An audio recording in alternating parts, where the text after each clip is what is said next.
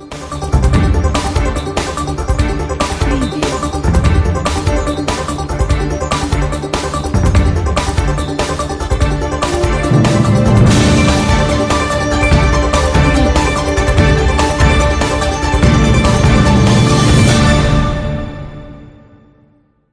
इन दिनों black fungus की एक और नई चुनौती भी सामने आई। করোনার মধ্যেই নয়া মহামারী ব্ল্যাক ফাঙ্গাস। রাজ্যে এই প্রথম ব্ল্যাক ফাঙ্গাসে মৃত্যু হলো একজনের, সংক্রমিত আরও 5। ইতিমধ্যেই এই সংক্রমণকে মহামারী বলে ঘোষণা করেছে রাজস্থান এবং তেলেঙ্গানা সরকার। বৃহস্পতিবার কেন্দ্রের তরফেও ব্ল্যাক ফাঙ্গাসকে মহামারী হিসেবে ঘোষণা করা হয়েছে। ব্ল্যাক ফাঙ্গাসের সংক্রমণে এ পর্যন্ত প্রায় 100 জনের মৃত্যু হয়েছে মহারাষ্ট্রেও। আক্রান্তের সংখ্যা ছাড়িয়েছে 1,500। এই সংক্রমণ সাধারণত করোনা আক্রান্তদের মধ্যেই বেশি দেখা যায়। বিশেষজ্ঞরা বলেছেন, সাধারণত দুর্বল শরীরে থাবা বসায় ব্ল্যাক ফাঙ্গাস। বৃহস্পতিবার কেন্দ্রের তরফে জানানো হয়, ব্ল্যাক ফাঙ্গাসও এখন মহামারীর কারণ হয়ে উঠেছে। রাজ্যগুলিকে বিজ্ঞপ্তি জারি করে জনসাধারণকে সচেতন করার নির্দেশ দেওয়া হয়েছে। म्यूकोरमाइकोसिस एक फंगल इन्फेक्शन है। इसके जो स्पोर्स हैं इस फंगस के, वो मिट्टी में भी पाए जाते हैं, हवा में भी पाए जाते हैं, कुछ हद तक ये कहते हैं कि फूड में भी पाए जाते हैं। लेकिन ये फंगस जो है लो विरुलेंस है, यूजली इन्फेक्शन नहीं करता है। और अगर हम कोविड से पहले की बात करें तब भी ये फंगल इन्फेक्शन देखा जाता था, लेकिन इसकी इंसिडेंस बहुत कम थी और रेयर इन्फेक्शन था। उन लोगों में देखा जाता था जिनकी शुगर बहुत ज़्यादा है, डायबिटीज़ अनकंट्रोल्ड है, या जिनको ट्रांसप्लांट हुआ हुआ और फिर वो इम्यूनोसप्रेसेंट ड्रग्स पे जिससे उनकी इम्यूनिटी कम है, या कैंसर के ऐसे पेशेंट्स हों जो कीमोथेरेपी पे हैं। आम लोगों में ये यूजली नहीं पाया जाता था, तो इसलिए नई बीमारी नहीं है। लेकिन कोविड के कारण और कोविड की ट्रीटमेंट के कारण इसके केसेस अब काफ़ी ज़्यादा देखने में आ रहे हैं। कई क्षेत्रों में काफ़ी अधिक मात्रा में केसेस रिपोर्ट किए जा रहे हैं। अगर हम एम्स की ही बात करें तो हमारे यहाँ ऑलमोस्ट 23 केसेस हैं जो भी एडमिटेड हैं जिनको ये फंगल इन्फेक्शन है कोविड के। 20 उनमें से अभी भी कोविड पॉजिटिव हैं और 3 कोविड नेगेटिव हैं। और कई राज्य ऐसे हैं जिनमें 400-500 से ज़्यादा केसेस उन्होंने रिपोर्ट किए हैं कोविड के, उनके पास अभी पॉजिटिव हैं। ये जो बीमारी है वो या तो फेस को अफेक्ट करती है, जिसको हम कहते हैं राइनो ऑर्बिटल सेरेब्रल म्यूकोरमाइकोसिस, जिसके कारण नाक में, आँख की जो ऑर्बिट है उसमें या ब्रेन के अंदर इन्फेक्शन फैल सकता है, जिससे लोगों की विजन भी जा सकती है, आँख की रोशनी जा सकती है और कुछ हद तक कभी ब्रेन में भी इन्फेक्शन हो सकता है। साथ में ये फेफड़े में भी फैल सकता है, जिसको हम कहते हैं पल्मोनरी म्यूकोरमाइकोसिस। दोनों में कुछ लक्षण हैं, जैसे अगर राइनो ऑर्बिटल सेरेब्रल म्यूकोरमाइकोसिस है तो हेडेक हो सकता है, सिर में दर्द हो सकती है, नाक ब्लॉक हो सकता है, नाक से सिक्रीशंस आ सकती हैं जो हरे रंग की हो, या नाक से खून आ सकता है, या एक चेहरे में सेंसेशन कम हो सकती है, या एक साइड में चेहरे में सोजिश हो सकती है, या स्किन में डिस्कलरेशन हो सकता है। अगर फेफड़े में हो तो बुखार हो सकता है, छाती में दर्द हो जाती है, खांसी होती है, खांसी में खून आ सकता है। लेकिन मोस्ट इम्पॉर्टेंट इशू ये है कि ये फंगल इन्फेक्शन अब ज़्यादा क्यों देखा जा रहा है और उसके क्या कारण है और क्या प्रिवेंटिव एस्पेक्ट्स हम कर सकते हैं।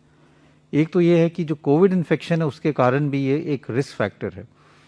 कोविड इन्फेक्शन में जो हमारे अगर हम ब्लड काउंट्स देखें तो एक सेल लाइन जो है जिसको हम लिम्फोसाइट्स कहते हैं वो कम हो जाती हैं, लिम्फोपीनिया हो जाता है।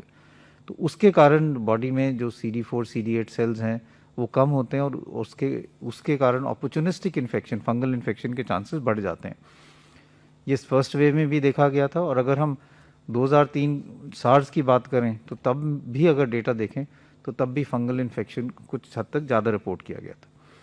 लेकिन इस दफ़ा जब हम इसको ज़्यादा देख रहे हैं उसके कारण 2 और हैं। एक कारण ये है कि कई ऐसे पेशेंट्स हैं जिनको डायबिटीज़ है, शुगर की तकलीफ़ है, और अगर वो कंट्रोल ना हो तो उनमें भी ये फंगल इन्फेक्शन के चांसेस ज़्यादा होते हैं।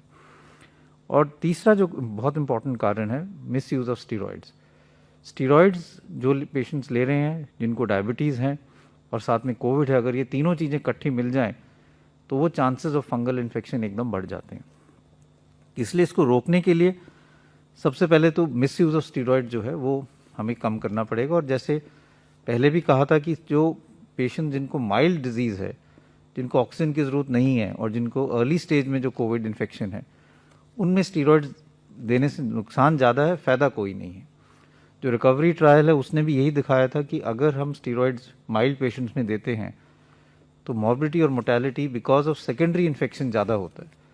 इसलिए अगर किसी को कोविड है और माइल्ड इन्फेक्शन है, बुखार है, सैचुरेशन मेंटेन्ड है, खांसी है, लेकिन और कोई ऐसे लक्षण नहीं है कि ऑक्सीजन कम हो रही है, तो स्टीरॉयड्स नहीं देने चाहिए, क्योंकि उससे आगे जाके फंगल इन्फेक्शन के चांसेस हो सकते हैं, स्पेशली अगर उनको उस व्यक्ति को डायबिटीज़ भी है। दूसरा है डायबिटीज़ या शुगर कंट्रोल, वो बहुत ज़रूरी है, क्योंकि जिन लोगों का शुगर कंट्रोल नहीं होता उसमें ये फंगल इन्फेक्शन ज़्यादा पाया जाता है। तो ये बहुत ज़रूरी है कि जिन लोगों को भी डायबिटीज़ हैं या जो स्टीरॉयड्स ले रहे हैं वो अपना शुगर चेक कराएं, क्योंकि कई दफ़ा किसी को ये पता नहीं होता कि मेरे को शुगर की तकलीफ़ है, स्टीरॉयड्स ले तो एकदम शुगर 300-400 पहुंच जाती है। तो इसलिए अपना शुगर भी मॉनिटर करें, और अगर डायबिटीज़ है तो और भी ज़्यादा ज़रूरत है कि जब कोविड इन्फेक्शन है या आप स्टीरॉयड्स ले रहे हैं तो शुगर को रेगुलरली मॉनिटर करें। तीसरी चीज़ ये है कि मास्क अपना लगा के रखें। जैसे मैंने कहा, ये स्पोर्स हैं, हवा में भी इसके फंगस हो सकता है।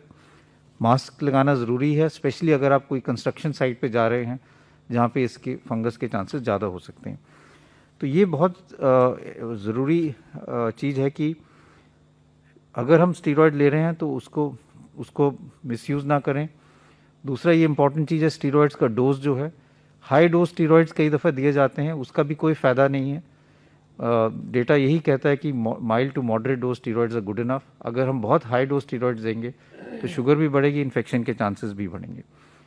तीसरा ये कि डेटा ये भी शो करता है कि 5 से 10 दिन तक मैक्सिमम स्टीरॉयड्स की ज़रूरत पड़ती है मेजॉरिटी ऑफ कोविड पेशेंट्स में। बहुत लंबे टाइम स्टीरॉयड्स देने से भी sugar control becomes more difficult, और ये जो फंगल इन्फेक्शन है इसके चांसेस भी बढ़ जाते हैं।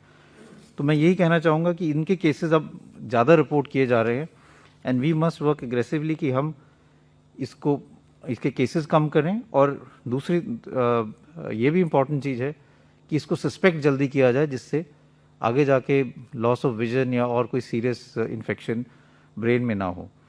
तो इसलिए अगर आपको जब भी कोई पेशेंट डिस्चार्ज होता है तो जो मैंने लक्षण बताएं, अगर किसी को कोई भी ऐसे लक्षण हो तो डॉक्टर से ज़रूर संपर्क करें, अपना शुगर कंट्रोल करें, और अपनी स्टीरॉयड्स अगर अननेसेसरी हैं तो उसको बंद करना चाहिए।